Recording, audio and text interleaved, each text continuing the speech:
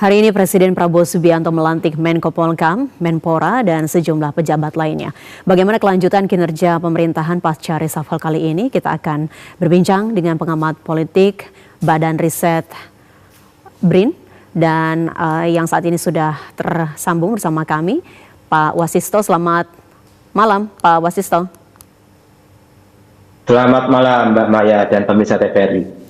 Baik, apa mungkin tanggapan pertama Anda terkait dengan figur dan posisinya, khususnya untuk Menko Polhukam Djamari Chaniago dan kemudian Menpora Erick Thohir?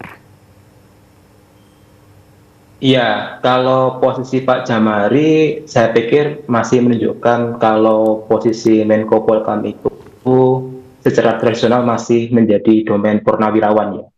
Karena kalau kita lihat dari sejak jabatan Menko Polhukam dari pasca reformasi itu sebagian besar diisi oleh purnawirawan. Jadi saya pikir penempatan purnawirawan sebagai Menko Polhukam ini menjadi sebuah tradisi, bagaimana ini sudah menjadi ranah dari purnawirawan. Karena saya pikir dilihat dari pengalaman jam terbang, khususnya dalam melihat bagaimana menyinergiskan keamanan dan politik ini.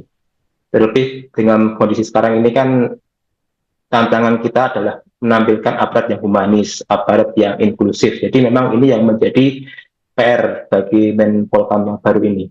Nah, kalau Menpora saya pikir ini menjadi sebuah kejutan ya.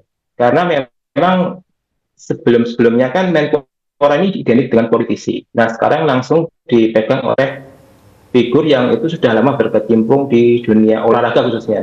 Kalau kita tahu kan Pak Erick ini sudah lama di dunia olahraga. Beliau pernah memiliki klub Inter Milan, pernah memiliki klub bola basket, bahkan sekarang masih memiliki saham sebagai klub sepak bola dan juga memiliki kedekatan dengan FIFA. Jadi saya pikir memang pengalaman empiris di bidang olahraga yang sudah lama ini yang menjadi modal berharga ya bagi Pak Erick untuk menjelaskan lebih jauh sebenarnya permasalahan lain seperti apa yang perlu ditelusuri.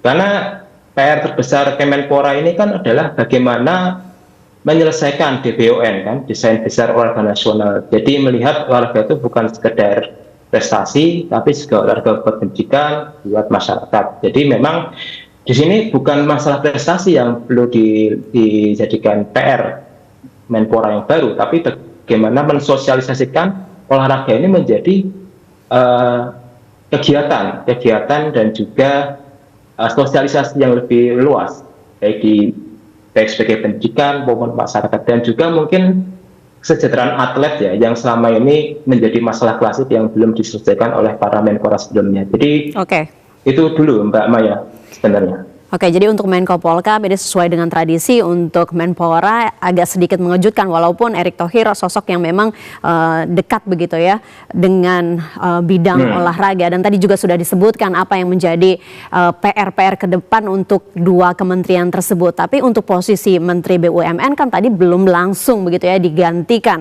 atau ditunjuk menteri penggantinya. Apakah ini berkaitan juga dengan adanya Danantara dan sebagainya, Mas Was?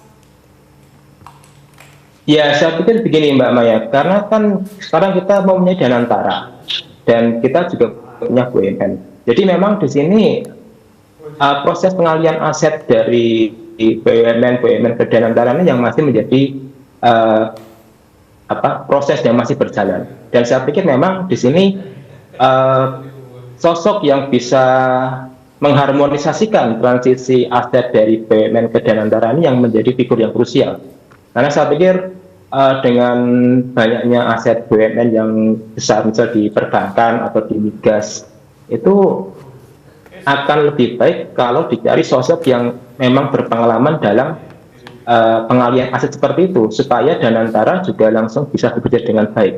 Karena di satu sisi kan Presiden kita ingin Danantara menjadi lembaga yang mampu menghasilkan profit besar. Jadi disinilah kemudian posisi Menteri BUMN yang sebagai nahkoda untuk mentransisi ini yang sangat urgent dalam konteks hari ini sebenarnya. Oke, lalu jika melihat dengan posisi yang lainnya, bagaimana kemudian Mas Was melihat dengan posisi lain seperti Kepala KSP, kemudian Kepala Badan Komunikasi Pemerintah, Penasehat Khusus Presiden Bidang Keamanan dan Ketertiban Masyarakat, serta Reformasi Kepolisian? Kalau KSP ini kan sebenarnya think tank-nya pemerintah ya Mbak Maya dan pemirsa TVRI. Jadi KSP ini monitoring iya, evaluasi iya, dan juga memberi informasi bagi Presiden.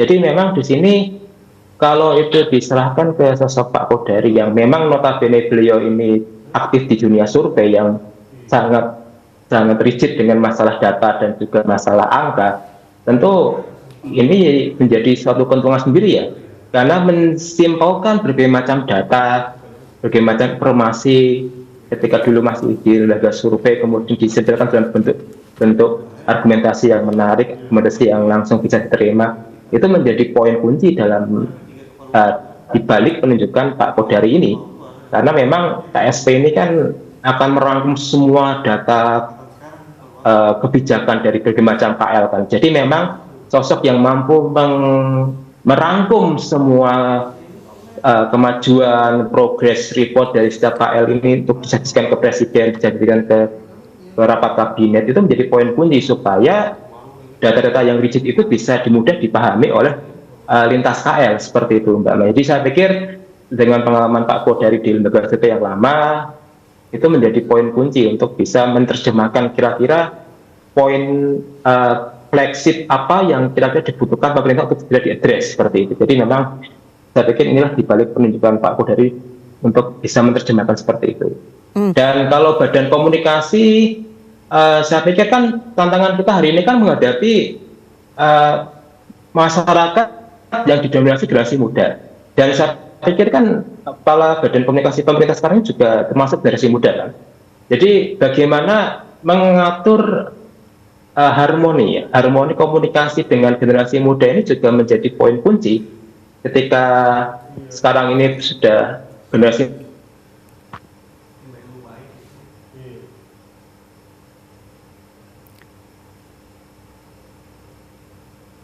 Baik, Mas Wasisto, nampaknya sambungan kami bersama dengan pengamat